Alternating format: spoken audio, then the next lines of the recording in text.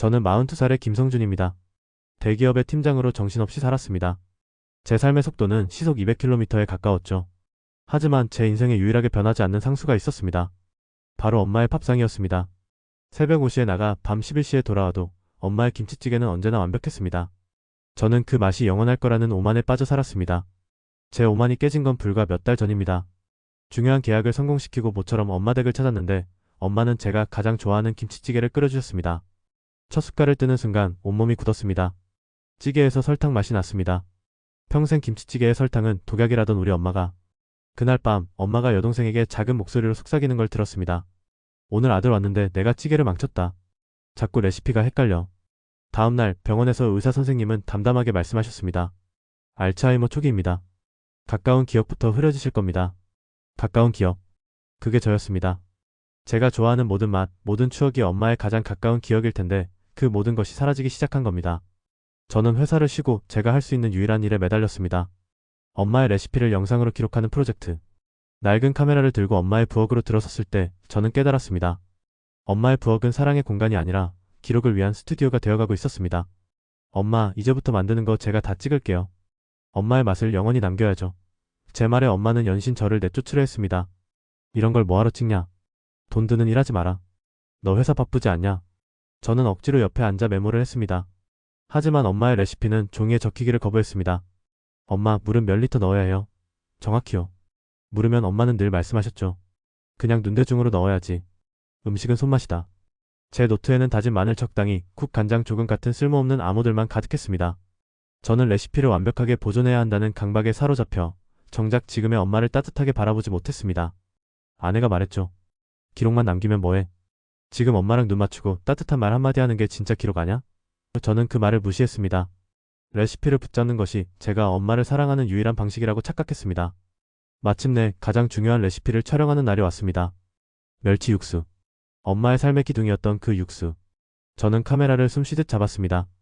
엄마는 평소처럼 능숙하게 멸치를 볶고 물을 부었습니다. 모든 것이 순조로웠습니다. 그런데 육수가 끓어오를 무렵 엄마가 갑자기 부엌 구석으로 가더니 굵은 소금통을 집어드셨습니다. 원래 레시피는 소금 절대 금지. 멸치와 다시마 자체의 맛으로만 깊은 맛을 내야 한다고 평생 강조하셨던 엄마가 저는 외치고 싶었지만 목소리가 나오지 않았습니다. 엄마는 아무렇지도 않다는 듯 소금 한 움큼을 끓는 육수에 쏟아 넣으셨습니다. 저는 주저앉아 오열했습니다. 카메라의 녹화 버튼은 켜져 있었죠. 저는 제 절망과 후회를 고스란히 찍고 있었습니다. 왜 이제야 이러고 있을까요, 제가? 왜 진작에 와서 기록하지 않았을까요? 저는 세상에서 가장 소중한 것이 눈앞에서 소멸하는 것을 무력하게 지켜봐야 했습니다. 육수 촬영 실패 후 저는 모든 의욕을 잃었습니다. 그때 엄마 방에서 낡은 일기장을 발견했습니다. 젊은 시절 엄마의 고뇌와 함께 띄엄띄엄 레시피가 적혀 있었습니다.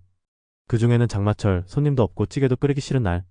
그래도 성준이가 잘 먹으면 그날의 피로는 싹 풀린다는 글귀도 있었습니다. 저는 일기장의 가장 마지막 페이지를 넘겼습니다. 수많은 한정식 레시피 사이에서 유일하게 가장 깨끗한 글씨로 적힌 레시피가 있었습니다. 성준이가 가장 좋아하는 콩나물국.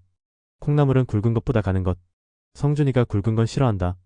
새우젓은 아주 조금만, 엄마의 마음만큼만. 저는 깨달았습니다.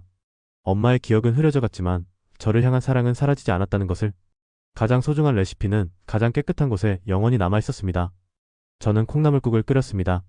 노트에 적힌 대로 뚜껑을 닫고 엄마의 마음만큼만 새우젓을 넣었습니다. 엄마에게 국을 대접하자 엄마는 한 모금 드시고 눈을 감으셨습니다.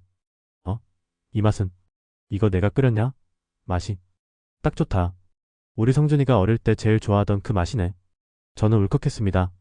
엄마 앞에서 마지막 페이지를 보여드렸습니다. 어머니는 눈가에 눈물이 고이더니 제 이름을 정확히 부르셨습니다. 성준아, 내가 엄마의 맛을 이어주지 않니? 고맙다. 저는 멸치 육수 실패 영상을 지우지 않았습니다. 오히려 그 영상을 멸치 육수의 오열이라는 제목으로 올렸습니다. 그 영상이 세대 간의 사랑을 나누는 통로가 될 줄은 몰랐습니다. 수많은 시니어 시청자들이 나도 후회된다. 오늘 당장 엄마 옆에 앉겠다는 댓글을 달았습니다. 저는 회사에 가족 돌봄 휴직을 신청했습니다. 레시피를 완벽하게 보존하려던 집착을 내려놓았습니다. 이제 카메라를 켜놓기는 하지만 그것은 기록이 아니라 함께 공유하는 추억을 담기 위함입니다. 엄마의 기억은 느리게 소멸할 것입니다. 하지만 이제 저는 슬프지 않습니다. 저는 깨달았습니다. 엄마의 손맛은 수치나 숫자로 기록될 수 없었습니다. 그것은 오직 엄마의 온도로만 기록될 수 있었습니다. 그리고 그 온도는 바로 곁에 머무는 시간이었습니다. 여러분, 여러분의 어머니, 아버지에게도 아직 끝나지 않은 레시피가 남아있을지도 모릅니다. 오늘 카메라 대신 따뜻한 시선으로 그 맛을 기록해보는 건 어떨까요? 레시피를 완벽하게 보존하려 하지 마시고 지금 이 순간의 사랑을 완벽하게 누리시길 바랍니다.